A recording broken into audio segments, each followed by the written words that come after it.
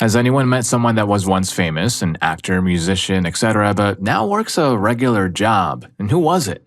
The original drummer for The Offspring, James Lelia, was my wife's gynecological oncologist. He did everything he could, and for that, I'll forever be thankful. When she was diagnosed, she was 31 and I was 36, and we had a 1-year-old. Less than 2 years later, when our son was 3, she passed. Despite trying everything imaginable, Dr. Lelia is who biopsied and then removed the tumor from her cervix. Then came the radiation and the chemo, but unfortunately the damage was done. It was incredibly aggressive, and while not guaranteed, there would have been a much higher chance of survival had it been found earlier. So take a minute to remind the women in your life to schedule a pap smear. I think they call them pap tests now. I know it's a weird thing to bring up, but early detection is everything. Thanks for reading. I hope this helps someone. I guess it's kind of poetic that a future OB-GYN would join a band called The Offspring? Story 2. Dude at the phone store was putting a screen protector on myself for me. His technique was immaculate, no bubbles. Damn, you're pretty good at that. Thanks, man. Got a lot of practice goofing around with them on the job. Sounds like a pretty cool job. Yeah, but it's nothing compared to my last job. Oh, word. What was that? I played for the San Diego Chargers. And now he's selling Chargers. Full circle. Story 3. Back when it was still a sweet little bar with great gumbo, Great Jones Cafe in New York City was my favorite spot to grab a bite and a beer and listen to a quality jukebox. Awesome bartender. Mark was always good for an interesting chat. After years of doing this one day, he says he's going to be out of town on tour with his band. Oh, what's your band called? Sonic Youth?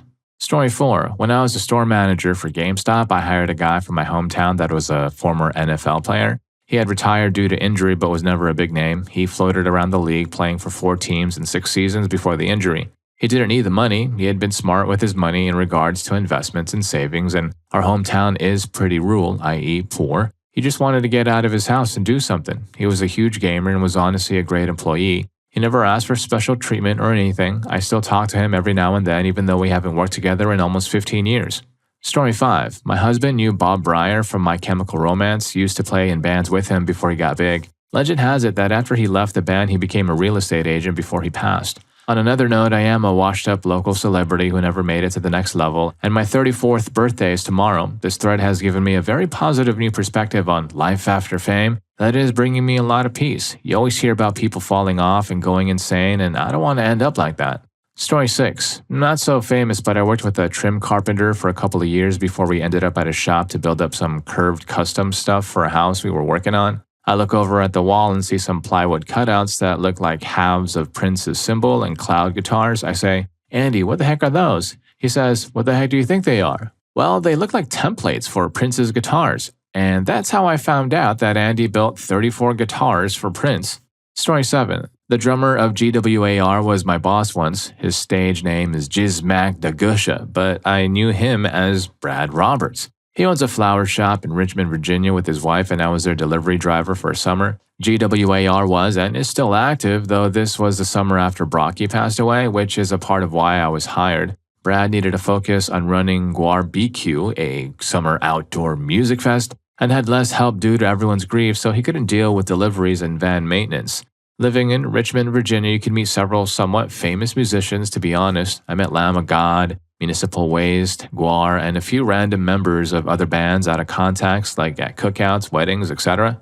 Story 8. Former San Diego Charger defensive end became our high school vice principal, was a really personable guy despite his massive size, was very physically intimidating. I'll forever be grateful to him. He stopped a couple of incidents of me getting bullied by 2 specific schmucks. Only saw one of them on campus once after the VP stepped in, and the schmuck didn't even make eye contact with me. Don't know what was said or what happened. The 2 of them just basically disappeared almost. Anyways, thank you, Mr. Faison, and RIP. Story 9. I went to the Astor Diner in Greenwich Village with a few friends in 1989. We discussed our waitress every time she walked away and finally figured it out. So when she returned with our drinks, we all gushed, "Oh my god, you played Trini on 321 Contact on PBS when we were kids." She said she was always surprised to be recognized and still auditioning, hoping for her big break. We left a stellar tip. Story 10. I met Gary Coleman in the early 90s when he became a small businessman. I can't believe I just typed that, but I'm gonna leave it. When he opened up an arcade in LA called the Gary Coleman Game Parlor, it didn't last very long. He was selling photocopied headshots for $3, which he would then autograph. I saw a pile of them sitting on a table to the side, so I grabbed one and got his signed. He was wearing a 3-piece suit and would occasionally stop and play some games. There was one where he had to jump up and down while playing it to see everything, which I thought was odd. It's your place, dude. Get a step stool. Their motto was, games are easier so you can play longer. The downside was that all the games were 50 cents, and this is back when practically all video games were a quarter. Story 11. My previous role was in healthcare workforce development on a federally funded grant in Washington state. My boss and I were contacted by Seattle Children's Hospital because they wanted to bring a project to Eastern WA and thought we would be in a good position to help coordinate or write grants for it. They sent a rep to meet with us, a very nice fellow named Ruben Mays, who bought us coffee and treats and chatted for like 3 hours because he was just so freaking amiable and knowledgeable. The next day, my boss came in beside herself because when she told her husband about her meeting, he was like, wait, the Ruben Mays? Apparently, he is a Washington State University Cougar legend who also played in the NFL. Now he does regional partnership and philanthropy work for Seattle Children's. Story 12. My stepbrother jumped through the wedding cake in the November Rain music video. The funny thing is, if you try to look up the guy's identity, it's been this big rock and roll mystery for years. There's a recent vlog interviewing a guy who was full of crap. Closest was a Vice article where someone heard about someone who met him backpacking through Southeast Asia years ago and got the whole story. Deets check out, only he remembers the name as Slow. It's actually Slow with an E. He's an international flight attendant and plays pub gigs in a cover band. Bass. Story 13. Jeremy Gelboix, drummer for the first season of the Partridge Family, worked for me at Shell Offshore in New Orleans. This was in the late 80s. He supported our Mac network. He did not tell anybody who he was, and we did not learn until after he left the company. He was a contractor, and the contract was terminated, effectively letting him go. I went home and I told my wife at the time that I had just fired the drummer of the Partridge Family. She actually had the Partridge Family Christmas album. Like, really? And lo and behold, there he was. We didn't really quite believe the story, and the album cinched it. This was pre-internet. Story 14. I don't want to out him like how the guy from The Cosby Show was photographed working at Trader Joe's. But in my neighborhood, a former actor owned and ran an artisan coffee bar. He was on a big network science fiction television show for 6 to 7 years. The coffee bar struggled and was bought out by another operator. I later saw him working as a server in a gourmet pizza restaurant. He recognized me as a patron of his coffee bar and was completely honest. Yeah, I put a lot of my TV money into that place and it didn't work out. I know the owner of this place and he gave me a job because I need to work. Zero ego, just the facts. Still, he owned a house in the neighborhood that is probably worth $3 million and is mortgage-free because of his acting money. He had a wife and a young son and seemed happy. Story 15. The lead guitarist for the Toadies is a branch manager at a bank now. My classics professor in college was the single, nerdiest, stereotypical professor I ever met. Corduroy patches on the elbows, oversized glasses, goody laugh, the whole 9 yards. When he was a teen, however, he was the drummer for a local band that got pretty good. They used to sneak him into shows in an empty drum case because he was under 21. When he graduated high school, he decided to go to college instead of going on tour with the band, which is a shame because they went to South Africa and picked up a new lead singer that summer, Dave Matthews. Story 16. I was blowing glass as a guest at a Renaissance fair back in 2003 or 2004, and a trio of musicians stopped near our booth to play a song. They laid a hat down on the ground to collect money. They started to play a song and I went over to put some glass beads I had made into the hat, probably $20 worth. One guy smiled, but his face dropped when he realized it was beads and not cash. It was Henry Thomas from E.T., Gangs of New York, etc. It seemed like he was really looking forward to some cash in that hat. I felt bad. Story 17. At my job, I currently work in the same company as a former NFL player who wasn't a superstar but famous enough. He works in an office and is very good at his job, very laid back and funny. There's also a somewhat famous college football star who did the whole NFL combine thing but didn't get picked up. Very fit, good-looking dude, but kind of a strange guy. Still works for the company, but I'm not sure what he actually does. Also, some higher-up lady in the office was on the Olympic track team. I also have a cousin who was a talented guitarist, lyric writer, and producer. His old band at one point was touring nationally as an opening act, headlined a few shows, got some radio play, and even got signed to a record contract. The singer broke up the band. He was the owner of the band's copyrighted material, name of the band, and as a business unit, like a week after they got signed, so they had to give the money back, a ton of which they had already spent. The singer passed away a few months later of a substance misuse. Anyway, now he's an aircraft mechanic and messes around in his home studio and occasionally releases material with the collective he belongs to. Story 18. My ex worked with a former child actor at a call center, not a household name, but he had a couple of hits. He was genuinely insane. He's got a substance problem, baby mama drama, bounces between minimum wage jobs for a little extra cash. A couple of his hits were big Disney films he still gets decent royalties on, but it's not quite enough to sustain his lifestyle. So he just gets some BS job until they fire him for cocaine-fueled insanity. He's bipolar, so between mania and cocaine, he eventually believes he's a messiah. The cycle repeats every couple of years because he's figured out the perfect way to flip burgers or something. Story 19. Worked at the Ford assembly plant with the former NFL player Tony Hoskins, but never met him. One day, a forklift driver who had wrecked a load of engines by driving recklessly was being escorted to a hearing with a union rep and a supervisor. He was ranting while they walked, and Tony stopped to ask him what was going on. The guy said, "Who the heck are you and what can you do about it?" Tony said, "I'll show you." One of the few times a union couldn't help a guy keep his job. Story 20. One of my neighbors is a professional musician, rock drummer, and plays in a local band that tours a bit. He was in a pretty famous British folk rock band and has been a session musician and producer since the 70s. He's a very down-to-earth, regular guy, doesn't talk about his work, and is just one of the nicest guys you could ever meet. His collaboration list reads like a who's who of British rock, and the highlights, in my opinion, are Paul McCartney, George Harrison, Elton John, and Jimmy Page. And that's just the tip of the iceberg, and I wish I knew him better because I bet he can spin a frickin' yarn. His wife is also one of the loveliest women I've ever met. They're just this adorable English couple in an anonymous suburb in the States. Story 21. I met Marvin Gaye's daughter. I used to deliver to her multiple times a week. She'd always order from the pizza place I worked at, but would also ask for groceries too. She'd order about $30 of food and $100+ from the grocery store. She'd tip $30 to $50 each time, so it was always a delivery I looked forward to. She was definitely on substances. She acted in The Matrix, Polar Express, and Ali with Will Smith. She said Tom Hanks was the nicest actor and Will Smith's family was weird. She didn't work anymore and didn't have to. She moved back to Hollywood once her family won the lawsuit against Robin Thicke.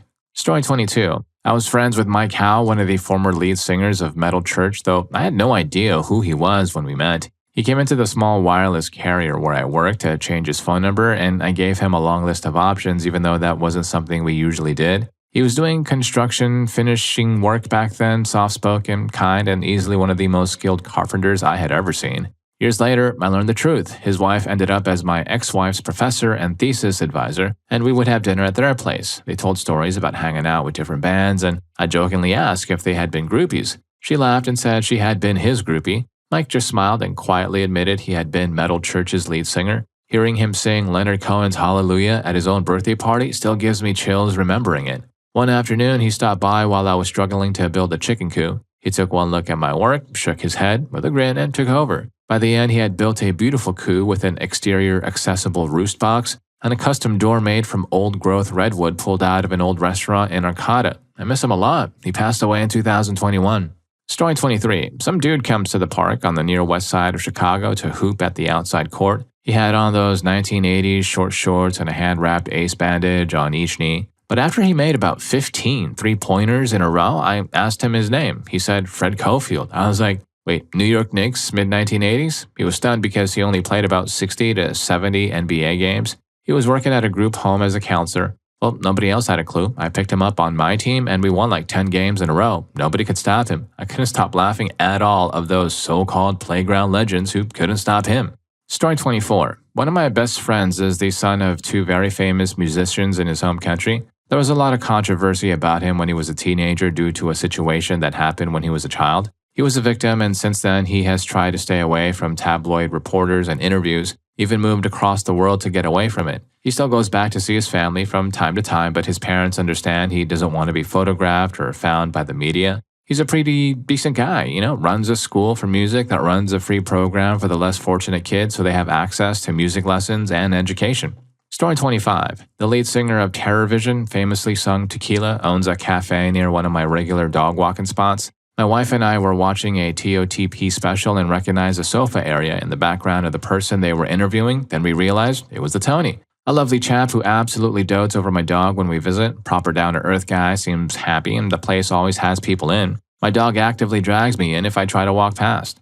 Story 26. Honestly, you have no idea how many people have touched fame and then gone on to normal lives. Anvil. The story of Anvil is a great documentary on the subject. For every major star, there's 1,000 backing players or artists that had some success but didn't break through into the national consciousness. There's so many people who went to the Olympics that didn't medal, and there's so many people who played farm league or were bench warmers. I know so many of them. I've thought about doing a documentary about starting over in your late 30s. It's quite a trip from being on stage to being the it guy. It takes a lot to just start all over again while you are realizing that your star is waning and your wife is sick of you being gone and your kids need to be fed.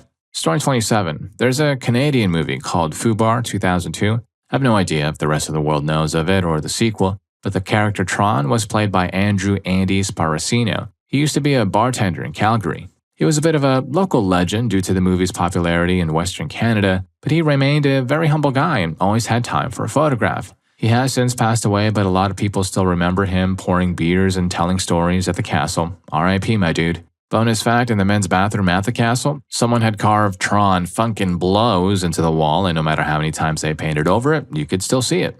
Story 28. I met Paul Hamm, a 2004 Olympic gold medalist gymnast who is memorable for the infamous scoring controversy at the Athens Games. For those who don't recall, his opponent routing was given a start value of 9.9 when it should have been given a 10. This difference was more than what separated him, bronze, from Hamm's score, gold, but the results were not changed. Anyway, I met him while at the airport in Milwaukee. He's now a gymnastics coach, has a family, and is doing great. Super nice guy and very down to earth.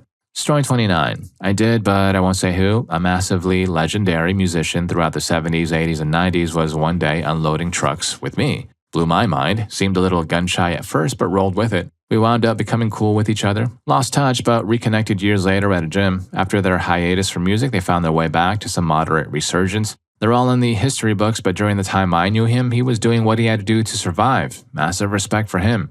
Story 30. When I was an elected member of the Greater Griffith Park Neighborhood Council, the kid from the Sandlot who said, "You're ending me, schmalls," came in to advocate for turning the old Brown Derby into a Scientology center. He was something in that religion in an official capacity. The unit hadn't been a bar since the days of swingers and hadn't been much else since and was starting to fall apart. A lot of folks were opposed on general anti-Sci-Tie reasons, and then I went through the list of things the neighborhood council had vetoed to be there: a bank, a Mexican restaurant, a knockoff of Jim Beret. The reason being each time that it would bring too many cars in and there's no parking. Also that I have been pretty roundly put down every time I talked about how a new swing dance revival is due. Anyway, I pointed out that their proposal said there's only going to be 3 cars there at a time for their sessions. After that, the council voted pretty heavily for it. Afterwards, the "ending me schmalls" kid came over to try to shake my hand, and I said no. I didn't want him to think it was favoritism. Satanists, druids, vampires, if any of them had come in with a good parking proposal, I'd given it to them too. And if you're enjoying the video, don't forget to hit that subscribe and like button for more videos just like this. Story 31. I'm way too late for this thread, but Ted Levine, who played Buffalo Bill in Silence of the Lambs and the bad guy in one of the Jurassic World movies, and the detective in Monk, lived in the tiny town I grew up in for many years and is best friends with some folks who I consider my aunt and uncle. They recently got married after some 40-odd years together, and he was at the wedding. Had a pleasant adventure with him to find a bottle opener, and there's photos of my family and I where he was making faces behind the camera to get my son to smile. He also used to come to the Friends of the Library events my mom put on. Really nice guy, but does not like to talk about his acting career, just wants to be a normal dude. Story 32. This one is maybe not quite famous, but I once worked with a guy called David Lawson. You probably don't know the name, but he was a founder of Psygnosis, the same Psygnosis that made Wipeout, Lemmings, and numerous other famous games. As far as I was concerned, he was video game royalty because Wipeout was, and still is, one of my favorite ever games. Long after Psygnosis got bought by Sony, he was working as a contractor, and that's how we ended up working together. Nobody dared ask why he was still working at the time, as he was in his 60s and looked pretty worse for wear. We assumed he either didn't make much money from Sony buying them or he didn't look after his money. Super nice guy. His code was quite messy though.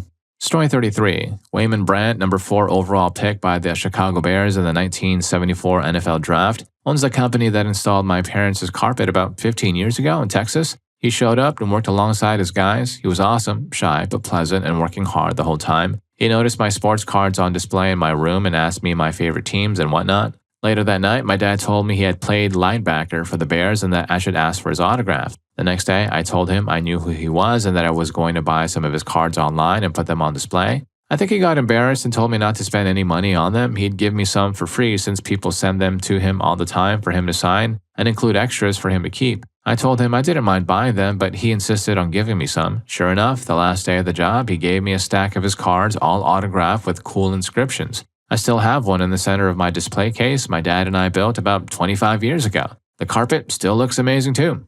Story 34. My brother and his wife lived a couple of homes from Kevin and Danielle Jonas. He has been a contractor for at least a decade now.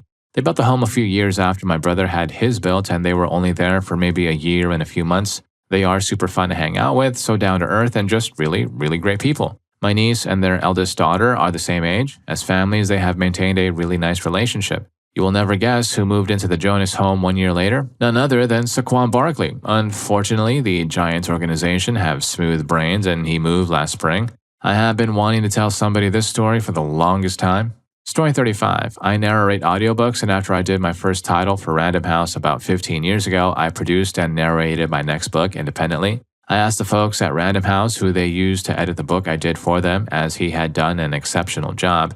And if it wasn't inappropriate that I wanted to hire him for my independent project. They gave me his name and his contact information, so we got in touch.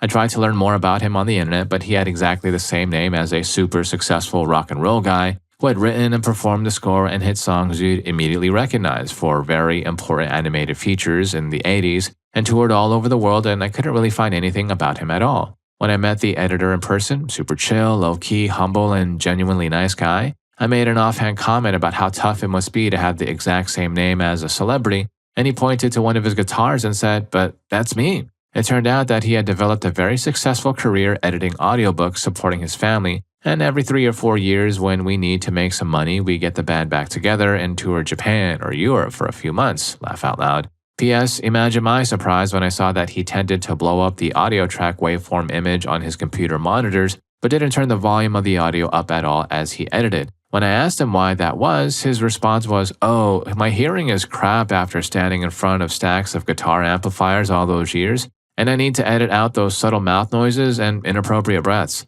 Story 36. I had started a new serving job and was training with a woman that looked so familiar that I couldn't shake the feeling and just straight out asked her. She has starred in her own WB, now CW, show for a full 24-episode season with tons of promo around her, plus a season of a very popular show as a guest star, and I realized I had watched one of those episodes the night prior. Not to mention co-starred in the pilot seasons of a couple of shows that ended up going nowhere. She hasn't done anything for a little while and I think is still serving with the occasional gig on the side.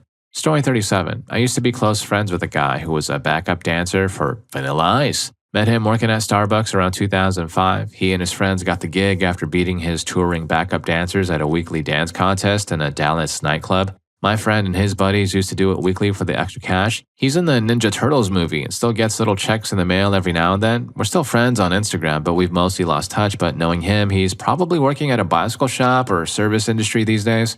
Story 38. When upgrading my cell phone, my sales rep was singer Jesse Hart. Initially, I was unaware of who he was, although by watching the way he interacted with others, it was clear he was friendly, charismatic, and down to earth. I made a note of his name to Google him when I got home. His IMDb page confirmed he was a singer, was a part of a band, and had moved to devote time to his career and had recently returned. It was fun to find out he's friends on social media with some distant cousins. Jesse was professional and stayed late to accommodate my just getting off work. I've always hoped the commission he earned on the multiple phones I purchased that night helped offset the inconvenience. I genuinely appreciate the time he took to assist me. Story 39. Daryl Taberski from Snapcase once briefly worked at my former high school when he was going for a social work degree or something. He was shadowing the school's lovely social worker and I met him and chatted music when I went back one night while I was in college to help her out chaperoning the school's annual sleep out for the homeless. I was home for a break from my college. RIT was still on the quarter system back then. Super nice guy. We talked a lot about all sorts of music and he told me a bunch about touring with the Refused back in the day. Also, while I didn't meet him personally, my former high school English teacher once worked at a car wash in his youth with the bassist from Goldfinger. Story 40. I worked with a woman who was a star of a rom-com in 2003. It's called Venus on the Half Shell, 7.3 out of 10 on IMDb. She was very cool and down-to-earth, working a chill backroom warehouse-type job. I really enjoyed working with her. She didn't talk about it. Someone else told me. We worked together in 2007, 2008. Also, I worked with a pro-sponsored skateboarder at a grocery store, Greg Harbor. Awesome dude who worked at the sample counter most of the time. He would often leave pretty short notice to go film skate videos in other cities, and young alternative women would come into the store to look for and meet him on the regular. Story 41. A friend of mine married a guy who was a guitarist for one of those random Christian bands that had 1 or 2 hits on Christian radio stations in the late 90s. Made a decent amount of money off of their first album and tour, but the only people who remember they existed after those 2 hits went off the air, went to Christian colleges, and mostly liked them because they weren't mainstream. They got sort of a weird cult following by that group for a bit and got a lot of coffee house style gigs for a few years. Their fans were the same kind of guys who wore giant hemp cross necklaces, play their guitar at random spots on campus to try to impress girls, and like to walk around barefoot. He would be the first one to tell you he would never hang out with anyone like most of their fans. He's now a digital content creator for other people. He did a decent job with their social media in the MySpace days and decided to go to school for marketing. Nice guy. I wouldn't say he's lost his religion entirely, but he's definitely made comments about how he can't believe he stood on a stage and preached at people as a 20-year-old like he knew absolutely anything about life, and that those people clapped and cheered like everything he said was just brilliant. Story 42. I grew up in Miami and hadn't been back for 20 years post-college. Finally went a couple years ago, and my rideshare driver from the airport had a AAA sticker in his car. I recognized it as a logo for the punk band Against All Authority, which I hadn't thought about in, well, decades. They were local to South Florida, never got huge, but pretty sure they have been on festival lineups around the country. I asked him about it, and he said, yeah, that's my band. Turns out it was Danny Lore, bassist and vocalist, picking up Lyft rides on the side. I thought they had broken up, and I guess I was right for a long time, but they got back together just a few years ago, not long before this ride. Pretty random encounter, but cool. Dude was super chill and happy to hear I was a fan. Story 43. Not famous, but famous in my circles. Here's a copy pasta from somewhere else. I talked about Ward Christensen, the real father of the internet. He invented the X modem protocol and co-invented the BBS. Oh no, Ward Christensen has passed away. Your post made me reminisce about my days at IBM and all the inventors I met. Ward and I worked on the same team when I was a co-op at IBM and just starting my career. We were both Netfinity server pre-sales SEs, the new x86 line of servers that IBM had come out with to bring Windows servers to the world and move away from the OS/2 heritage. I was on a trip with him in Chicago, and he came pulling up in a car with license plates of X modem, and I said, hey, that's awesome. I love BBSs. He said, well, I invented that and the X modem protocol. I literally dropped down and started worshiping at his feet. I said, you're the real father of the internet, and you're the whole reason I'm in this business. Downloading wares on a 300 baud modem with my Atari 800 XL computer is what started me down this path. Thank you. He was the kindest, most humble man. Story 44. About 25 years ago, I was a psych tech working the 3 to 11 p.m. shift on an inpatient adult mental health unit. I met a lot of wild people back then, and I'm talking about the staff. Anyway, one of the other psych techs who worked PRN as needed was an NFL player for a season or two until he suffered a career-ending knee injury. I can't remember which one because I don't follow the sport. Anyway, the guy was young and still took good care of himself. He was a super nice, really chill dude that was fun to work with, but my God, he was massive. Imagine a towering, muscular giant made of onyx with legs like tree trunks and enormous broad shoulders. You'd look at him and know that if this easygoing Hercules in hospital scrubs, God knows where he got those, decided to take you apart with his bare hands, then there'd be very little you could do about it. Most of my patients were just regular people dealing with illnesses, but nobody ever acted up on the rare occasions we had someone violent on the unit. They just see him at the nurse's station and slow their roll. I don't know what happened to him and don't remember his name. He didn't work a lot of shifts. I know he was a grass dealer on the side though, so maybe that business picked up. Fun times.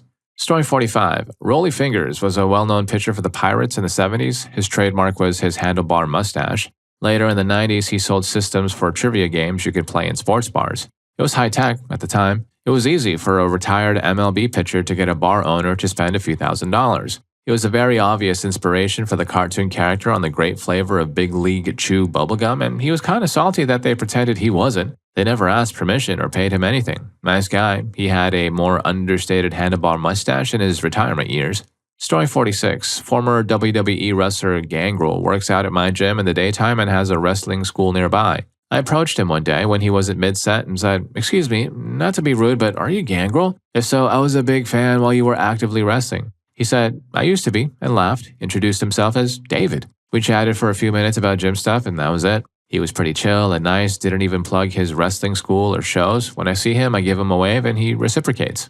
Story 47. When my girlfriend was real young, Peter Ostrom, a large animal veterinarian now, the original Charlie in Willy Wonka, would visit the farm her dad worked on. She would be there with her dad and was interested in the animals, so she would follow Mr. Ostrom around. She later interned as a vet tech at one of the clinics he was part owner of. She once got stuck at his house during a winter storm because the bus couldn't make it up her hill. She doesn't specifically remember why her and a couple other kids were left there. She was young, and her dad had to come pick her up on a tractor. Story 48. I once had an administrative job, and the bass player of the most famous metal band of Belgium was my colleague. Super chill guy, but my boss was the worst boss I've ever had. He told me that music didn't make him enough money. In fact, it cost him money. That's why he also worked a regular job. Great experience with the guy. It was even my kind of music. I'm sad for him. He didn't earn enough from it. The band was called Diablo Boulevard. The lead singer is also a comedian, Alex Agnew. Story 49. About 20 years ago, a friend of mine named Chris worked third shift for Fifth Third's Mail Processing Center in Cincinnati. A guy he worked with named Mark made some music on the side. Since Chris was a musician too, Mark lent him a demo of his to listen to and provide some feedback. Now, Chris wasn't into pop music, so he had me listen to it. When he gave it back, Mark asked what I thought about it. Chris told him he genuinely liked the songs and thought the production value was great. He just thought overall the songs sounded a bit dated. He said they reminded him a lot of the group Color Me Bad. Mark laughed and said, "Wow, your buddy has a good ear. Tell him I said thanks for the feedback." About a year later, Mark and Chris were discussing Mark going out of town for some music event. Mark told Chris to Google him. That's when Chris and I discovered that he worked with Mark Calderon, original member of Color Me Bad. Mark still lives in Cincinnati and is currently the leader of a revamped Color Me Bad. I don't know if or when he stopped working third shift, Fifth Third Mail Processing Center. Story 50. Not super famous, but in the 1980s, I was a big fan of the band Blackfoot. They were an opening act for a concert I went to, and they just blew me away. The guitarist was a guy named Charlie Hargret. One day, I was in Gainesville, Florida for college and went to a small-town music store to buy some bass strings. And who was there but Charlie Hargret? Working. I recognized him, and the guy who was helping me just shrugged and said, "Yeah, he works here when the band is inactive." I read an article recently that Charlie is still alive, still plays like a maniac, but has a bad back and can't stand up long enough to play a show. Story 51. I went through management training with a dude at my first job out of the Navy. He was built like a brick structure, but had at least 10 years on anyone else in the class. It finally came out that he had been a pitcher for a pro baseball team after a week or two. I dug into it and realized he tore his shoulder up in his first season. He had been touted as an up-and-comer prior to that and never recovered. I bought dozens of his rookie cards to give to him and the rest of the class. He was pretty cocky and unlikable, so when he smirked and said it had to have cost a fortune, I made sure to tell him that the most expensive card was 12 cents.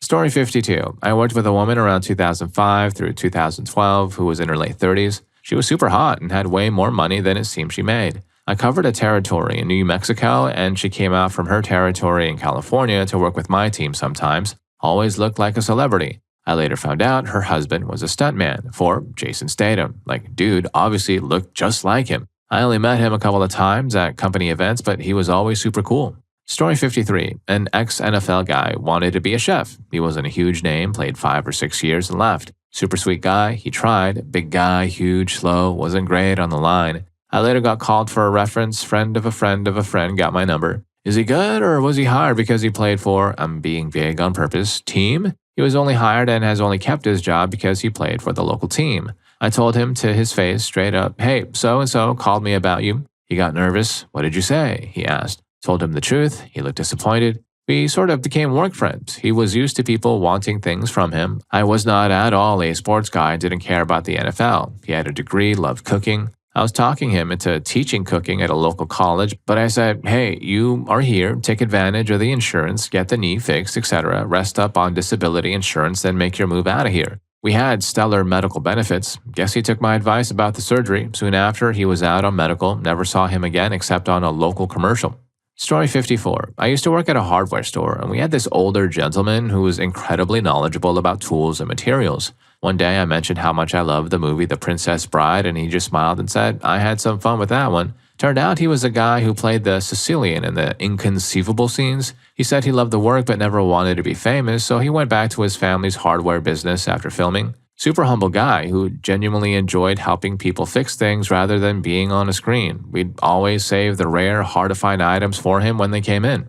Story 55. My brother delivered sushi to Trisha Helfer on her farm just outside of Atlanta. He said she was absolutely stunning and very kind. He sent me a photo of the two of them. No one would have believed him without that photo. Apparently, she could tell that he knew who she was and she offered the photo. He said it was not awkward at all, also gave him a massive tip. He had another delivery of groceries to her place. She had a lot of organic food and a box of Kraft mac and cheese. She even recognized him from the last delivery. Story 56. I once worked at a Taco Bell and my GM told me they interviewed somebody that was on TV. And the person they interviewed was worried about cameras possibly coming into the workplace. He hired the dude, so I asked him what TV show he was on because the whole workplace was buzzing. He responded, "My 600-pound life." I thought, cool, this dude busted his effort and lost a lot of weight, good for him. I asked how much weight he lost, and he told me he was one of the husbands on the show. I looked into him, and he was supposedly a total schmuck. He always would tell me he was working on a script for a TV show, which was absolutely bizarre. But I was a mess and an alcoholic, so I would egg on his delusions, telling him it would be must-see TV. We'd spend our entire shifts getting intoxicated. I'm now 4 years sober and grateful as heck. His name was Gilbert. And if any of these stories got to you and you like them, here's more for you. YouTube thinks you're going to love this. I'll catch you in that video.